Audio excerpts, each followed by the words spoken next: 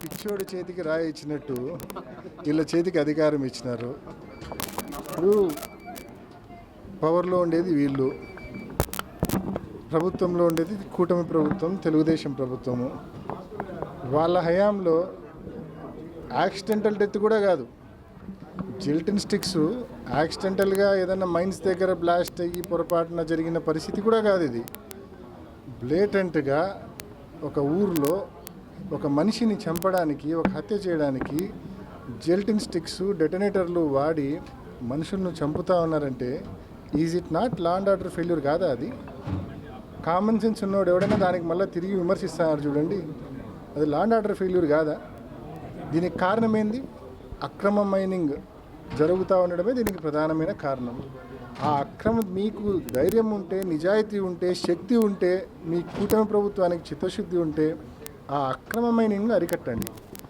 జిల్లా వ్యాప్తంగా విచ్చలవిడిగా జూదం ఎక్కువైపోయింది, ఈ జూదాన్ని అరికట్టండి. దొంగతనాలను అరికట్టండి.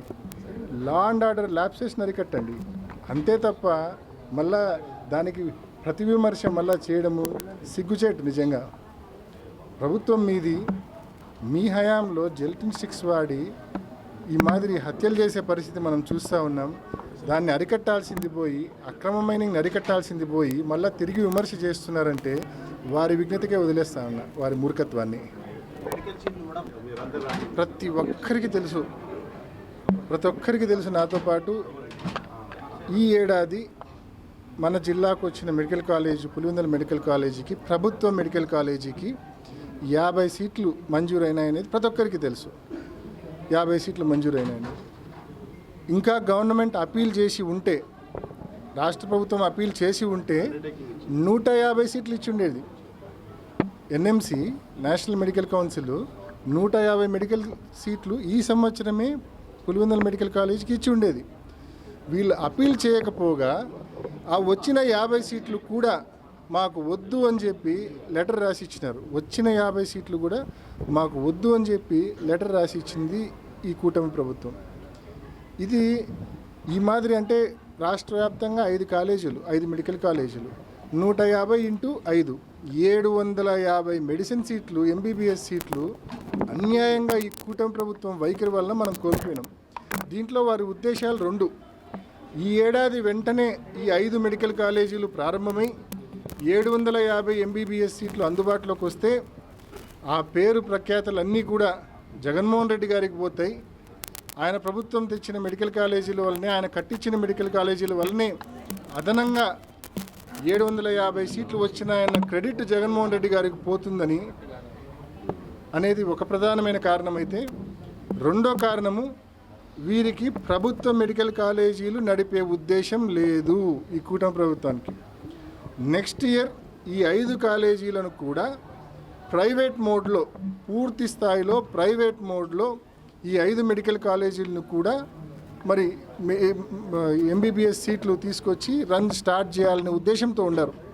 సో ఒకటి, ఈ ఏడాది మనం 750 సీట్లు కోల్పోయినాం.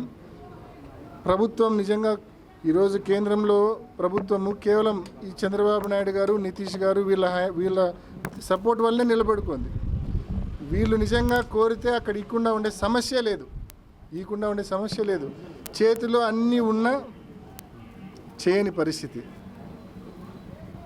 దానికి కారణం ఇందాక నేను చెప్పిన 2 కారణాలే. ఒకటి, 750 సీట్లు వస్తే జగన్మోహన్ రెడ్డి గారికి మంచి పేరు వస్తుందని. ఆ మంచి పేరు వీళ్ళు ఓర్వలేరు. అదేవిధంగా వీళ్ళకు ప్రభుత్వ మెడికల్ కాలేజీలు రన్ చేసే ఉద్దేశం లేదు, ఎందుకంటే ఎక్స్పెండిచర్ ఎక్కువ అవుతుందని. కాబట్టి ప్రైవేట్ మోడ్లో ఆసుపత్రులు కాలేజీలు ప్రారంభించి వాటి భారం ప్రజల మీద వేసేయాలా. ఈ 2 కారణాల చేతనే ఈ ఇయర్ మన విద్యార్థులు 750 సీట్లు కోల్పోవడం జరిగింది. ఇది రాష్ట్రంలో ఉన్న విద్యార్థులకు ఈ రాష్ట్ర ప్రభుత్వం చేసిన తీవ్రమైన ద్రోహం. దాన్ని కప్పిపుచ్చుకోలేక ఇష్టం వచ్చినట్టు మళ్ళీ మన మీద విమర్శలు. దాన్ని కప్పిపుచ్చుకోలేక ఒక మంత్రి ఉన్నాడు, ఒక ఆయన పదవికి ఆయన మాట్లాడే మాటలకు అర్థం ఉండదు. నిన్న మొన్న వచ్చినాడు జిల్లాకు ఆయన వచ్చింది కేవలం జగన్మోహన్ రెడ్డి గారిని విమర్శించడానికి మాత్రమే వచ్చినట్లుంది. లేకుంటే ఆయన పదవికి ఆయన మాట్లాడే మాటలకు సంబంధం ఉందా?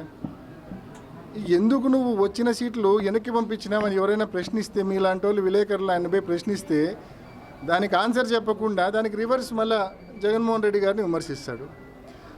వచ్చిన సీట్లు ఎన్ఎంసీలో సీట్లు తెచ్చుకోవాలంటే, ఎంబీబీఎస్ సీట్లు తెచ్చుకోవాలంటే ఎంత కష్టమో మనందరికీ తెలుసు. అట్లాంటిది వచ్చిన సీట్లను వెనక్కి ఎందుకు పంపించినావయ్యా మంత్రివర్య అంటే దానికి సమాధానం చెప్పకుండా జగన్మోహన్ రెడ్డి గారిని క్రిటిసైజ్ చేస్తాడు. ఆయన పదవికి ఆయన మాట్లాడే మాటలకు ఏమైనా సంబంధం ఉందా అని చెప్పి నేను అడుగుతా ఉన్నా.